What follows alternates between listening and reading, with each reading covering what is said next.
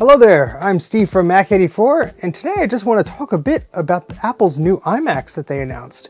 So I'm pretty excited about this, and I just want to talk about what my personal opinion makes an iMac an iMac. Now, these new models are obviously brand new. They have not been released yet. They're coming sometime in the middle of May, and you could order them on April 30th. So there are a few unknowns out there, and there's a lot of speculation going on already.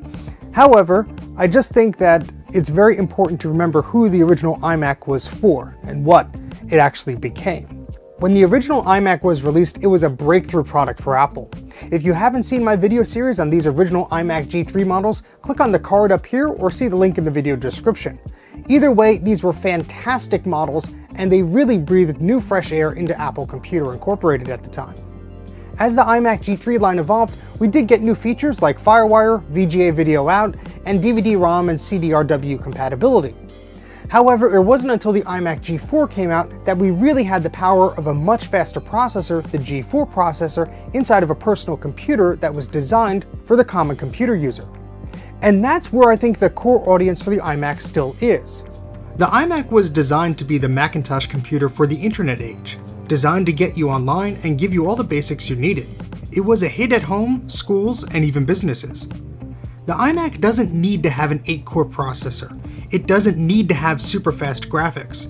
And it doesn't need to have super fast I/O ports. However, it has all of those things. Don't get me wrong, I'm all for serviceability and upgradability.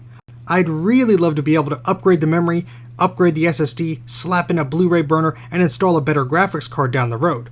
But would a non-enthusiast computer user want the same and expect the same out of an iMac? No. And am I really surprised Apple didn't give us these options in a super thin consumer-grade desktop? No. Although most of our digital media is recorded and consumed on mobile devices, I still think the Mac, including this new iMac, is the core of our digital hub. A place for you to consume and create photos, movies, music, and games. And in that respect, I think the iMac is staying true to its form. Sure, it would be great to have an iMac that's a bit more powerful and has more functionality, but I think Apple is saving that for the iMac Pro. Remember, the iMac Pro was a stopgap solution for those who had aging Mac Pro towers but needed a new system. Apple had not yet come out with a new Mac Pro tower, so that was the solution.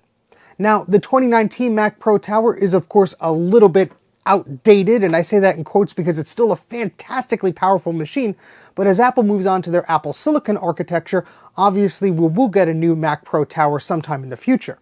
However, right now we just have the iMac. We don't have an iMac Pro. So obviously there is a bit of want there, maybe a bigger screen. Heck, I'd love a 27-inch iMac, but of course right now we just have the 24-inch version. Maybe we'll get a 27-inch version at WWDC, who knows. But I don't think the iMac Pro is dead just yet. I think we'll see a revised version of that, possibly with an XDR display. I mean, if the iPad could get it, why couldn't the iMac have it as well? Let's think back to the original iMac here for a moment. Here's a later model that I have here, but it had all the essentials that you needed.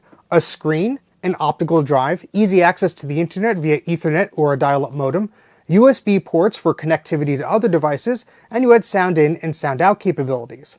Now let's compare it to the iMac today. We still have a beautiful screen. We don't have an optical drive, but you can get an external one if you'd like.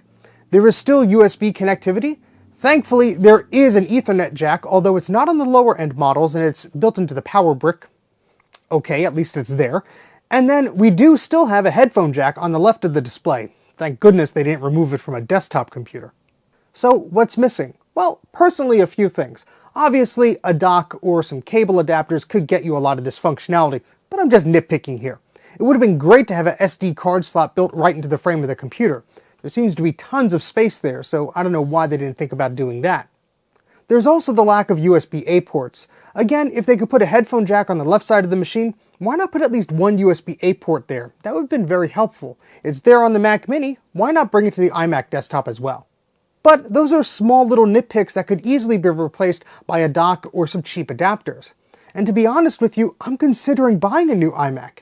Yeah, my last Mac that I purchased was over 10 years ago. That was the 2011 iMac, and it lasted for me for a long, long time. And if the GPU didn't die in the darn thing, I'd probably still be using it today. I currently use a 2012 Mac Pro Tower, but that iMac is really tempting. I know a lot of people have complained about the design of those Macs and said, get rid of the chin and it's too this, it's too that. There's only so much you could do with a form factor that hugs the display.